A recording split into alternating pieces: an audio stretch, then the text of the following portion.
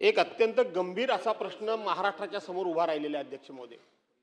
अध्यक्ष महोदय, खरं तर हा स्थगन प्रस्ताव कसा होतो आपण निर्णय दिला, हा विषय संपलाय. परंतु प्रत्यक्षपणे महाराष्ट्र विधिमंडळाचं अधिवेशन सुरू आहे, याच्यामध्ये प्रत्यक्षपणे सरकारचा संबंध आता आलेला आहे. सरकार याच्यामध्ये त्यांना अटक करता, त्या ह्याला भोंदूला अटक करून सरकार पुढची चौकशी करतंय.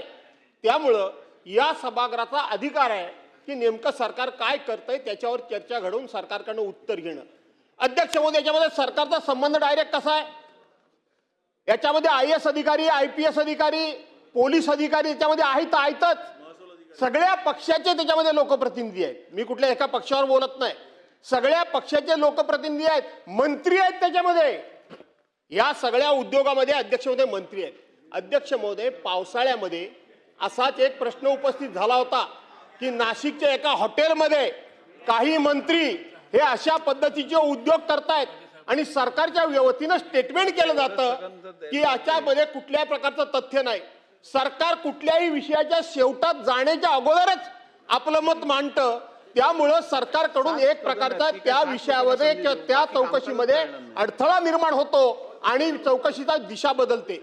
अध्यक्ष महोदय, आम्ही पुरोगामी महाराष्ट्र म्हणायचं, आम्ही या ठिकाणी अंध निर्मूलन कायदे आम्ही सभागृहामध्ये तयार करायचे, आम्ही छत्रपती शिवाजी महाराजांचे वंशज म्हणून आम्ही सांगायचं, आम्ही जरा काय झालं की लोकांना गोमूत्र पाजायचं आणि आता त्या बुवाचं मूत्र प्यायला जाता तुम्ही. लाजा वाटत नाही या महाराष्ट्रामध्ये, पुरोगामी महाराष्ट्रामध्ये असे उद्योग करायला? भूत बाबा ज्या छत्रपतींचं नाव घेतात त्यांनी अमावस्या कधी बघितली नाही, त्यांनी पौर्णिमा कधी बघितली नाही, त्यांनी पितृपक्ष कधी बघितला नाही, त्यांनी कुडबुड्या ज्योतिषी कधी बघितला नाही, गंडे दोरे अंगठ्या खडे हे कधी बघितले नाहीत. हे उद्योग कशाला करायला हवेत तुम्हाला अध्यक्ष महोदय? काय या माबाला लागता तुम्ही? तुमचा आदर्श लोकांनी समोर ठेवायचा, तुमचं अनुकरण करायचं, तुमचा आदर्श डोळ्यासमोर ठेवून आपलं जीवन जगायचं. त्या लोकांकडून जर अध्यक्ष महोदय हे उद्योग होत असतील तर अध्यक्ष महोदय सरकारनं या विषयामध्ये गांभीर्याने भूमिका घेतली पाहिजे. मला माहित आहे हा विषय अगोदर समोर आला होता, ही SIT वगैरे आणि म्हणून अध्यक्ष महोदय आपण हा विषय गांभीर्याने घ्यावा अशी माझी विनंती आहे. बातमी म्हणजे थोडक्यात.